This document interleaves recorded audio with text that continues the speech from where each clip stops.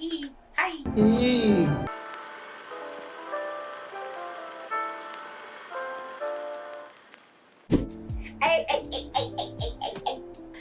Okay, so the movie we are going to attempt to break down and review today is Antebellum.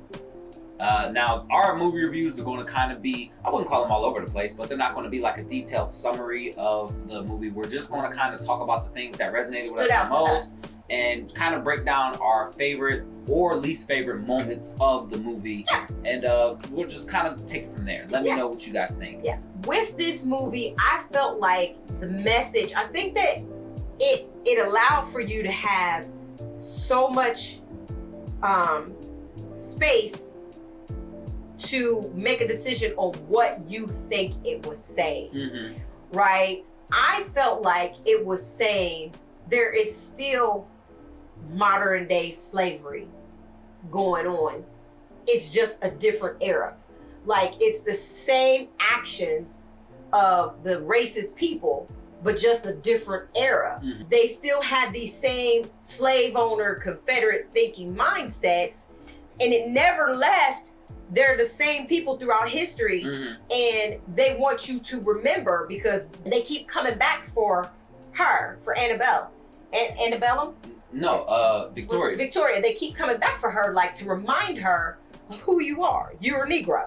So you can't get away from us. You can't escape this. This is what you are. And it doesn't matter how well spoken, how educated, how pretty, how many people you speak to, we still own you. And that is what it said to me. But she continued to not be afraid, even though they kept trying to drag her back into you still Negro. She kept pushing forward with her voice. And if I could be weird for just a minute, and people are going to be like, your mama's a weirdo, I believe in reincarnation in some way. And I believe, and I've said this before this movie even came out, and I tell my husband this a lot. I'm like, I think that I used to be a slave girl in it before, and I think that I used to be like one of the ones who would revolt, you know. And I promise, before this movie came out, I would tell my father, because he's like this real militant. Well, you had told me the same thing, you know. That's why when I was watching, I was like, this seems like an idea that mom has had, because she's told me before that that's, you know, something that she's felt before. Like, you know, in a previous life, she was probably a slave girl and really just a fighter from the beginning. So I was like, well, that's really interesting that this movie kind of, at a point, was trying to portray that message for sure. Why are we still fighting this fight? You know what I mean? Same mindset. Different egg. Yeah. Different day. Different time, yeah. Different time. Same people, different time. Same hateful people, different time. And that is what I felt like that movie stood for and what that movie was trying to say. At the very end, it was interesting, the little twist that they put on. And I like how it was like cell phones, and it was just like, what the hell? Yeah. And then it kind of had it to where they were really doing this, you know, but I didn't really put anything with that. That just was kind of like, these were sick people, and it really became more of a psycho serial killer type, weird type thing. I didn't really like that part. You know how some movies can have alternate endings? Yeah. I didn't like the ending, because when she rolled out, I wanted to be more like a portal or something, because y'all just rolling up here and these people are being slaves, but they're in a fake revolutionary battleground. Yeah. So I didn't really like that. Now, if they came out of a portal, then that would make more sense. But just for them to just be doing this, like, well, I mean, it was clear that they were kidnapped. You know what I mean? So it's literally just kidnapping. So I don't think it's that they're just doing it. They were kidnapped, just like she was kidnapped. You know, she was snatched up. So you have black people in America that go missing all the time. And so I looked at it as a thing where it was kind of like Get Out, where it's like, you can't say it ain't happening because you don't know. You know, there could be a whole Civil War reenactment spot where that's something that, you know, most people ain't going to reenactment Civil Wars unless you somebody like that's trying to go relive the good old times or something. Mm-hmm. That's how a lot of people gonna see it. That's how I feel. Mm-hmm. I feel like if you're going to try to reenact the Civil War, I don't understand, like, if you're on the Union. Yeah, if you're on the Union side, maybe you're trying to reenact the victory of America over these crazy guys, these bad guys who wanted to keep slaves, and maybe that you're trying to recapture that American victory. Yeah, I guess I can understand that. But if you want to go reenact the Civil War as a Confederate, I'm going to think that you might want to own slaves, my guy. I'm going to think that. So, it was one of the points when I saw that. The twist didn't bother me that much. I actually kind of liked the twist a little more because I think it was a lot more manageable to own that twist than it was to own time travel. To try to explain time travel. I want for you to start from the beginning because I begged him because he didn't even want to watch it. I really didn't want to watch it. And I begged him to watch this because this is like mini me. Like, this is my buddy. So we always bounce ideas off of one another and we respect each other's opinions so much that it's crazy. And we like battle for justice all the time. So I had to know what he felt like this movie was saying. I love Janelle Monáe. Okay. That was probably the only reason why I was able to like stand this movie for real, was just because the movie didn't really, I don't know, it was more of a interesting. You know, it kind of had its moments like that where, you know, I'm just seeing little moments where like they highlighted how she was being treated at certain points and how people were looking at her and how they were saying certain things to her. Like when she tries to check into the room and the woman, answers the phone in front of her and then she just puts it down. She's like, sure. It's Stefano's tonight? Concierge? Of course. Working on it as we speak. Can I do for you? May I make a reservation for 3 Stefanos? Sure. Toddlers. And then checks her in. It's like little things like that because you, as a black person and as her, you highlight those notes because you notice those. You're like, was that racially motivated? Did she just kind of act that way towards me because I'm black? You know, because she is an affluent person. She's well off. She's got good money. You can see it from the clothes she wore because they was bomb. Yeah, you man, can see it she from had on some banging clothes. Her crib was nice. Yeah, it was nice. So it was just like, and she kept changing. I mean, she changed outfits like it was going out of style. She looked fabulous, man, may I say. Janelle Monáe looked She looked amazing. She looked like an actual just star. Girl, I said step it up, not murder these hoes.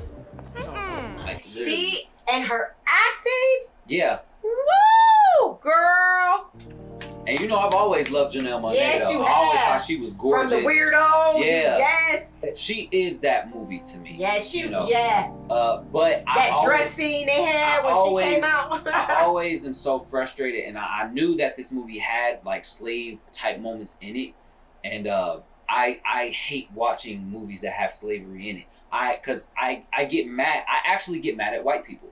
Okay. And I try not to watch too many movies like that because when you watch movies like that, it makes you look at it and be like, man, like there's people who think like that. I've talked to them. I've met them. I've dealt with them.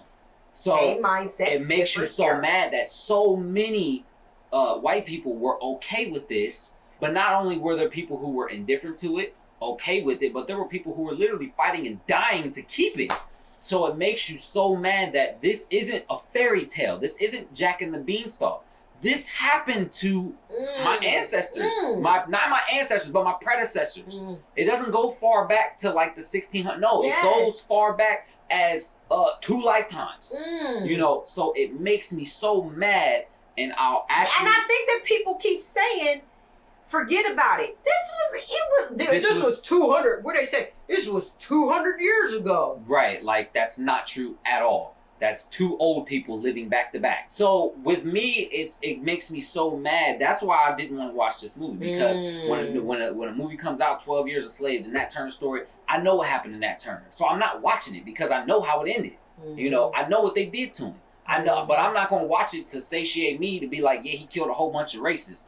Isn't that sad that, like you said, these movies are a depiction of what really happened. Yeah. Roots. This isn't a You know, fairy tale. This it's- isn't it Hollywood happened. fantasticalizing. It You happened. actually cannot take Hollywood cannot take slavery and make it more fantastical and give more gruesome ideas like Saw of things that weren't actually happening. No, No, you can just take the notes of what was happening in slaves and put it on TV and it's gruesome enough. It is a gruesome. You don't have to make it worse. You don't have to do the Saw effect and be like, oh, this person gets hung upside down and then chopped in half. Yeah. No, because that it happened. really happening. You know, it like was really happening. the tarred and feathered. That's a thing that happened to people. And then not only that, but if you even come into the 60s, the 50s, the 40s, Yeah. and they were hunting black people down, burning their buses up, Yeah. catching them on fire in their So, cars. You know what I mean? So I avoid watching movies that not only because like of course I avoid watching movies that are solely around slavery and racism and things like that. I try to avoid watching those like Queen and Slim. Didn't want to watch it. I didn't really care too much to watch it anyway. But I was trying. My takeaway from things in the movie were saying like things aren't so different now as they were then because Exactly. these people Mhm. who you were thinking this is a different time, Mhm. but you're like, man, this girl looks exactly like the woman who was selecting women, and this guy looks exactly like this guy. Mhm. So and this was her it's- great grandmother, You're thinking it's her great grandmother, but it's not. It's her. right? You know. So, But she would have the same mindset as the great and that's grandmother. the thing. I think that's what the movie is trying to tell you is that this ideology transcends time. Yes. So these people who own these slaves and feel like it's okay to do this, they still exist. And like when the cell phones came out, I was like, wait, maybe there is a portal, and maybe they know of the future. Maybe they're communicating with time travelers. Maybe in the future this is a dystopian future where the Union didn't win and the Confederacy won. Mhm. So maybe they have cell phones, but this is a timeline where slavery is still legal. But it's the 21st century. So Okay. it was throwing ideas all over my head, and it was a little disappointing when it turns out to be that this was just a reenactment camp. Yeah. But I thought it was a real simple way to be like, yeah, no, it's not all that big. It's not that grand. It's really simple. Most movies are going to try to exceed your expectations when this one kind of subverted them, where it was just like, no, it's not time travel and quantum theory and multiverse theory. Like, Which I no. would have preferred. And I know a lot of people would have preferred that, but how much harder would it have been to explain that? No, I was thinking they were showing two different timelines. Mhm. One where Janelle Monáe feels the timeline of the other Janelle Monáe, who's still a slave, but it's still current timeline because the Confederacy won in this timeline, Mhm. the Union won in her timeline. That'd have been So dope I was too. thinking, but I'm like, I wasn't upset when they subverted my expectations. It just with the, made it be you know, simple enough. it's simple enough, like, oh, they're kidnapping people and taking them to this thing and forcing them to reenact their slaves or killing them because they killed dude. You know, the dude tried to fight back. They stabbed him in the chest with a hatchet or whatever. So it's clear that they was comfortable killing people. So they were psychos. They were the same as Because they had all of the black people working on the cotton field. Right. How are you keeping them here? So, but that's the thing. Maybe it's a far distance, you know, to get away. Maybe they've got this place. They've obviously got this place heavily monitored because the woman had the cell phone with the logo on it. So it's clear y'all got modern technology with the old plantation. You got cameras. You got people probably marching and walking. They probably had enough bodies to capture people who were trying to escape. I'm sure they could, if they wanted to. I'm sure that there would be enough people they who would could have handle it. like overseers. Yeah. You can do what you want to, and I think that was purposely done. Mm-hmm. You could do what you That's want why I to said I with this wasn't movie. upset Yeah. about the ending. Mhm. Janelle Monáe is absolutely stunning and fantastic in this movie. She carries it on her back like it's a She backpack. carries it on her And back. Doesn't mean that the other characters in the movie They were didn't do good. their job. Yeah. But man, Janelle Monáe is just such a powerhouse that she just you'd Yeah. have to cast some other dynamite actors next to her so they can carry some of that weight because she just pulls. She played what was it? Not Rosa Parks, but Harriet Tubman. Did she? Yeah, and I don't want to. That is one of those movies where it was like, because I've heard people saying some good things about it, but that was one of those movies where I was like, I don't want to watch it because to me, y'all gotta because make to a me- slave movie every 2 years. Yeah, because I don't want to keep watching that because we already know what happened. There are some stories that need to be told, because if they're not going to read it, they need to at least watch it. You know what I mean? So I don't mind that they're making it, because you need to know how vicious this was. Like you said, this wasn't no fairy tale. But we don't need to keep watching it. I don't need to see what Harriet Tubman did in a movie. There was a scene where it shows her being taken by her slave owner. And in that scene, I just always thought to myself, like, wow, this was happening to these women on a regular. Like, this was something regular happening to them.